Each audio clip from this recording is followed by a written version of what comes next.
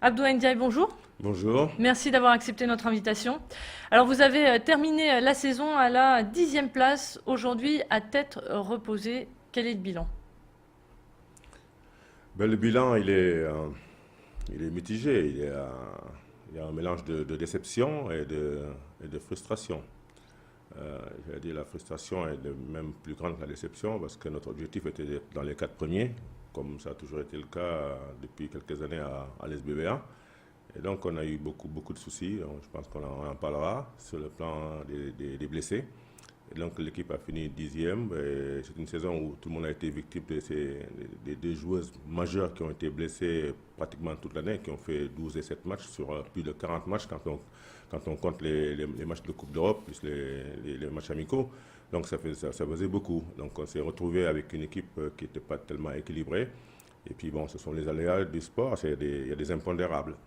Est-ce que les blessures ne font pas tout? J'imagine. Il y a dû y Non, avoir autre chose, d'autres obstacles que vous avez dû rencontrer. tout à fait. C'est un peu, en fait, disons que c'est l'essentiel, hein, parce que ce sont deux joueuses majeures qui n'ont pas été là et l'équipe s'est retrouvée déséquilibrée avec des remplaçantes qui ne pouvaient pas jouer non plus tout le temps avec nous, qui ne faisaient pas la Coupe d'Europe. Un match sur deux, l'équipe n'était plus la même. Donc c'est la saison, pas Hein. de chance. C'est une saison difficile, pas de chance. Comme j'ai dit, la frustration est plus grande que la déception parce que si on avait toute l'équipe pendant toute l'année et qu'on n'atteigne pas l'objectif qui a été fixé au départ, on aurait pu comprendre de grandes déceptions. Maintenant, ce qui est sûr et certain, c'est qu'on a une capacité de rebondir et le SBVA fait toujours partie de l'élite du basket féminin et qu'on a bien travaillé pendant l'intersaison pour remettre à nouveau une équipe compétitive l'année prochaine. Alors justement, quels vont être les grands changements pour éviter d'être un peu en bas du classement pour la saison prochaine? Bon, je pense que bon, pour répondre à votre question, il est bien de revenir un petit peu en arrière, de savoir qu'on a eu quand même à l'SBVA 3 années de suite de participation en Euroleague, c'est l'équivalent de la Coupe des Champions. Et donc forcément, ça pose des problèmes. Bon, on est dans un contexte économique difficile, hein, comme tout le monde le sait, et que bon, le sport aussi n'est pas épargné par tous ces problèmes-là.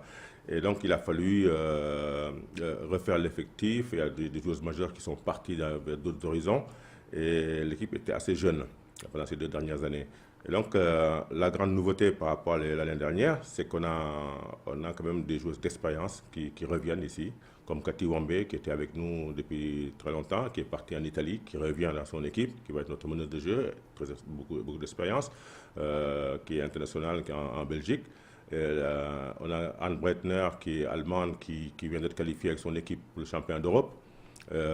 Donc ça c'est une joueuse majeure et on a aussi gardé nos joueuses majeures, à savoir Émilie Gomis qui est internationale française qui va au championnat d'Europe à partir de demain en Pologne. Elodie Bertal, on a gardé Lori Dachi, on a gardé notre américaine Sani. Donc il y a une continuité et en même temps il y a des jeunes joueuses qui vont venir de l'INSEP. Il y a deux jeunes joueuses qui sont dans l'équipe nationale de 19 ans et de 18 ans. Donc c'est un mélange de joueuses d'expérience et de jeunes joueuses. Et je pense que l'équipe sera beaucoup plus équilibrée, l'effectif sera plus important. Donc, comme vous dites, on va croiser les doigts pour ne pas avoir trop de blessés cette année. Mais c'est vrai que bon, on a de l'ambition. L'ambition, c'est de revenir à la place qui était la nôtre. Et avec ces nouvelles recrues, vous pensez au moins terminer la saison au moins quatrième pour pouvoir jouer les playoffs? Oui, être dans les quatre premiers, comme on a fait, comme j'ai dit, ces dernières années, c'est retrouver l'Europe en tout cas, parce que on a besoin de ça, on a toujours vécu en faisant l'Europe. Et la concurrence va être rude, parce que toutes les équipes ont bien recruté. Le championnat de France est un championnat très très relevé, c'est un des meilleurs championnats d'Europe. Et donc, bon, pour nous, je veux dire, c'est excitant, c'est un bon challenge. Alors vous avez des joueuses de qualité, vous l'avez dit, hein, Émilie Gomis qui a été championne d'Europe en 2009, elle est en piste avec l'équipe de France pour décrocher un nouveau titre. Vous allez suivre ces matchs, j'imagine? Oui, tout à fait. Je me rends en Pologne dès demain pour voir les premiers matchs de l'équipe de Elle vous France. demande des conseils ou comment ça se passe? Oh, bon, là, je pense que quand on est en équipe de France, c'est plus les mêmes philosophies. Chaque entraîneur a sa philosophie pour mettre en place et essayer d'exploiter au grand maximum le potentiel qu'il a à sa possession. C'est un regroupement des meilleurs joueurs de France.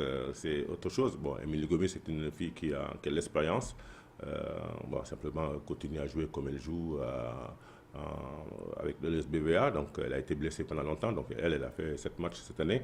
Mais je l'ai vue dans les matchs de préparation aussi. Elle était très en jambes. Et puis, elle revient bien. Je pense que c'est une des joueuses majeures de l'équipe de France. Et donc, à ce niveau-là, l'expérience l'aidera à bien porter les couleurs de la nation. Est-ce que quand on est entraîneur et qu'on termine une saison comme celle-ci, on se remet en question? J'imagine oui, mais alors dans quel domaine? Mais c'est un métier où la remise en question est totale et permanente, même quand on gagne. Parce que le succès, des fois, pose aussi d'autres problèmes, d'autres comportements. Quand on fixe des objectifs et qu'on ne les atteint pas, tout dépend de la façon dont on se le représente. Est-ce que c'est un échec total? Dans quel domaine il fallait faire mieux que d'autres domaines? Donc tout ça, on se remet en question forcément, parce qu'il n'y a pas de système parfait ou d'être parfait. Donc peut-être, est-ce que le message est bien passé? Est-ce que à un certain moment de la saison, est-ce qu'il a fallu mettre insister sur certains points, le niveau d'exigence? Donc c'est assez vaste. Et c'est normal qu'on se remet en question. Mais la notion d'échec ne fait pas partie des gens qui réussissent. L'échec, pour moi, il n'existe pas. On fixe des objectifs, on travaille, on l'atteint ou on ne l'atteint pas. Si on l'atteint, il faut changer de cap, il faut tirer les leçons à tout point de vue, sur le plan personnel, sur la manière de faire, et puis après repartir à nouveau pour atteindre d'autres objectifs. Donc c'est forcément une réflexion profonde de ce qui a été au niveau de l'environnement, au niveau de l'équipe, de la prestation, du management même, parce que on est aussi des managers d'une façon générale. Et donc, vous l'avez dit, il y a une remise en question dans quel domaine, sur le plan psychologique, sur le plan humain, sur le plan de nos croyances, sur le plan du jeu, la gestion des filles, de l'environnement, de tout, du staff médical, tout est remis en question, c'est normal. Mais simplement, ce n'est pas parce qu'on n'atteint pas l'objectif qu'il faut tout remettre en question. Il n'y a pas de système parfait. Ce qui est important, c'est d'avoir une cohérence dans ce qu'on fait. Parce que si le système est cohérent, la cohérence, elle fait partie, pour moi, des fondements de la réussite. On va terminer avec une dernière question. La reprise de la saison, quelles sont les dates? Quels sont les prochains grands rendez-vous?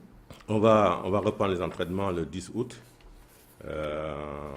Parce que le championnat va démarrer à nouveau au mois de septembre avec l'Open de la Ligue qui sera à Paris. Donc c'est un regroupement de toutes les équipes à Paris. On fait la première journée en fait là-bas à Paris. Donc c'est un moyen de promotion aussi pour le basket féminin.